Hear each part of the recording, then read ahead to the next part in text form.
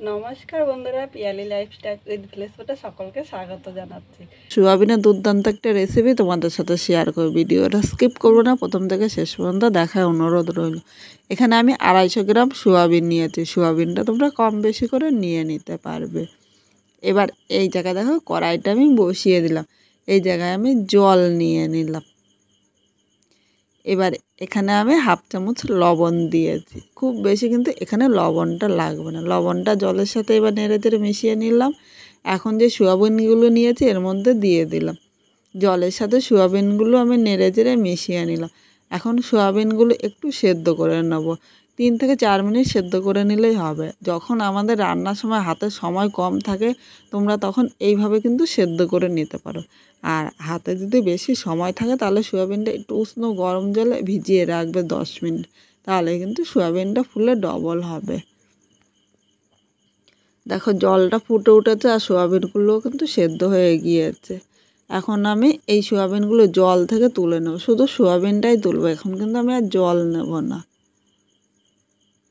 এখানে সব সোয়াবিনগুলো তোলা হয়ে গিয়েছে। এবার এই বাটিটা আমি 5 মিনিট ঠান্ডা করে নেব, কারণ গরম গরম কিন্তু সোয়াবিনগুলো হাতে ধরা যাবে না।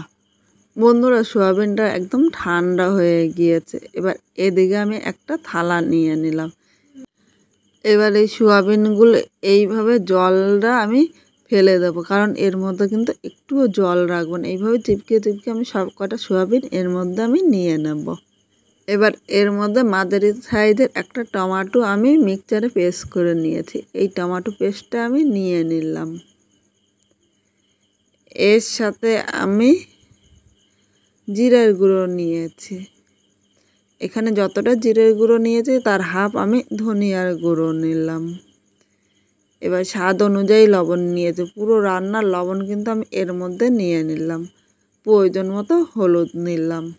হাফ চামচ লঙ্কার গুঁড়ো নিয়েছি। তোমরা ঝাল যেরকম খাবে সেই হিসাবেই কিন্তু লঙ্কার গুঁড়োটা নিয়ে নেবে। এখন সব কিছু একসাথে মেখে নেব। অনেকে তো অনেক রকমভাবে সোয়াবিন রান্না করেছে। একবার এইভাবে রান্না করে দেখতে পারো, খেতে কিন্তু দুর্দান্ত হবে। আর এটা এতটাই টেস্টি হয়, বাড়ির ছোটোর থেকে বড় সবাই কিন্তু খুব পছন্দ করে। এখানে দেখো সোয়াবিনগুলো ভালো করে মেখে নিয়েছে। এবার এই সোয়াবিনটা এক সাইডে ঢাকা দিয়ে 5 মিনিট আমি রেখে দেবো। এদিকে আলুটা আগে থেকে কেটে রেখেছি। এরকম করে বড় বড় করে কেটে রাখবে, নাহলে কিন্তু আলুটা গলে যাবে। এবার আলুটা কেটে আমি জলের মধ্যে ভিজিয়ে রেখেছি। আর আলুটা যদি এমনি রাখতো তাহলে আলুটা কালো হয়ে যেত। যে কোনো রান্না করলে তখন কিন্তু ভালো লাগতো না। এদিকে কড়াইটা বসিয়ে দিয়েছি। এই কড়াইয়ের মধ্যে আমি সর্ষের তেল নিয়ে নিলাম। এবার তেলটা গরম করে নেব। তোমরা ইচ্ছে করলে সর্ষের তেল দিয়ে করতে পারো, কিন্তু সাদা তেল দিয়ে ততটা ভালো লাগবে না। তাই চেষ্টা করো সর্ষের তেল দিয়ে এই রান্নাটি করতে। এখানে তেলটা গরম হয়ে গিয়েছে। এবার এর মধ্যে প্রথমে হাফ চামচ আমি জিরে সম্বাদ দিয়েছি। এখন একটা শুকনো লঙ্কা নিয়ে নিলাম আর এর সাথে 2টো তেজপাতা নিয়েছি। সব কিছু একসাথে আমি ভেজে নেব। সম্বারটা 1 সেকেন্ড ভেজে নিয়েছি। এবার এখানে যে আলুগুলো আমি কেটে রেখেছিলাম সব আলুগুলো আমি নিয়ে নিলাম। এখন এর মধ্যে হাফ লবণ, মানে স্বাদ অনুযায়ী লবণ নিয়েছি। খুব বেশি লবণ নেব না কিন্তু। লবণটা আলুর সাথে নেড়ে চেড়ে মিশিয়ে নিয়েছি। 3 থেকে 4 মিনিট আলুটা হালকা লাল করে ভেজে নেব। মিডিয়াম আগুনে আলুটা ভাজতে হবে। এখন আমি ঢাকা দিয়ে 2 থেকে 3 মিনিট এইভাবেই রেখে দেব। 3 মিনিট পর ঢাকনিটা তুলে নিয়েছি। এখানে আলুটা কিন্তু হাফের বেশি সেদ্ধ হয়ে গিয়েছে। আর একবার একটু নেড়ে চেড়ে নেব, নাহলে নিচে দিয়ে কিন্তু ধরে যাবে। আর নিচে দিয়ে ধরে গেলে খেতে কিন্তু একদম ভালো লাগবে না। এবার এখানে আমি 1 চামচ হলুদ নিলাম, মানে প্রয়োজন মতো হলুদটা নিতে হবে। হলুদটা এর সাথে নেড়ে চেড়ে মিশিয়ে মিডিয়াম আগুনে আরও 2 থেকে 3 মিনিট ভেজে নেব। তাহলে আলু ভাজার কালারটা সুন্দর হবে আর আলুও ভাজা হয়ে যাবে। এখানে বন্ধুরা দেখো আলুটা হালকা লাল করে ভেজেছি, আর এর থেকে কিন্তু বেশি ভাজবো না। এবার এর মধ্যে মাঝারি সাইজের একটা পেঁয়াজ কুচি নিলাম। তোমরা এখন ইচ্ছে করলে আলুটা কিন্তু তুলেও নিতে পারো। যেহেতু আমি সম্বাদ দিয়েছি তাই এখন পেঁয়াজটা ভেজে নেব। আর পেঁয়াজটা পরে দেওয়ার কারণ হলো পেঁয়াজটা যদি আগে দিতাম তাহলে গলে যেত, আর পুরো গলে গেলে খেতে কিন্তু একটুও ভালো লাগবে না। এই পেঁয়াজটা আলুর সাথে নেড়ে চেড়ে মিশিয়ে নিয়েছি। এবার মিডিয়াম আগুন আরও 3 থেকে 4 মিনিট পেঁয়াজটা হালকা লাল করে ভেজে নিতে হবে। আলু ও পেঁয়াজটা হালকা লাল করে ভেজে নিয়েছি, এর থেকে বেশি ভাজবো না। এই জায়গায় যেহেতু পেঁয়াজ কুচি দিয়েছি তাই সামান্য পরিমাণে পেঁয়াজ বাটা দিলাম, ইচ্ছে করলে তোমরা এটা স্কিপও করতে পারো। 1/2 চামচ আদা বাটা নিয়েছি। এখন সব মশলাগুলো কষাতে হবে। 4 থেকে 5 মিনিট মশলাটা কষাবো, আর মশলা যত কষানো সুন্দর হবে এটা খেতে কিন্তু ততটাই ভালো লাগবে। এবার ঢাকা দিয়ে আরও 3 মিনিট এইভাবেই রান্না করে নেব। 3 মিনিট পর ঢাকনিটা তুলে নিয়েছি, আর এখানে দেখো মোচাটা কি সুন্দর গলে গিয়েছে, মশলার সাথে টমেটোটাও কিন্তু মিশে গিয়েছে। এখন সব কিছু নেড়ে চেড়ে নিলাম যাতে নিচে দিয়ে না লেগে যায়। এবার সামান্য একটু জল দিয়েছি, এই জলটা দিয়ে মশলা কষালে মশলা কষানো যত সুন্দর হবে এটা খেতে কিন্তু ততটাই ভালো লাগবে।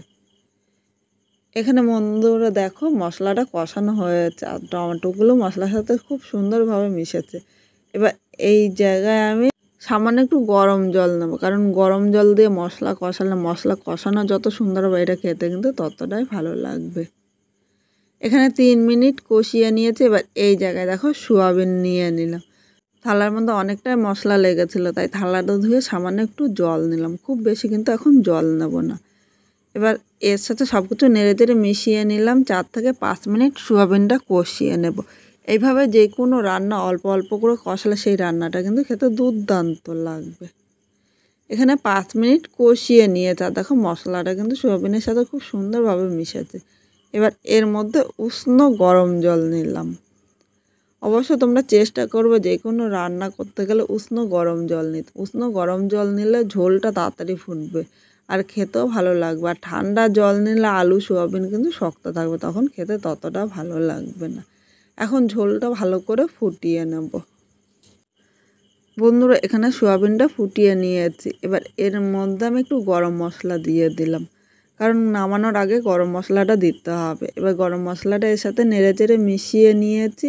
এখন মিডিয়াম আগুন 1 থেকে 1.5 মিনিট এইভাবে আমি রেখে দেবো। 1.5 মিনিট পর একটা পাত্রের মধ্যে নামিয়ে নিলাম। আজকে খুব সাধারণভাবে এই সোয়াবিনটা রান্না করেছি। তোমাদের কীরকম লাগলো কমেন্ট করে জানাতে কিন্তু ভুলো না। নতুন কোনো বন্ধু আমার এই ভিডিওটি দেখতে আসলে ভালো লাগলে একটা লাইক, শেয়ার ও কমেন্ট করো।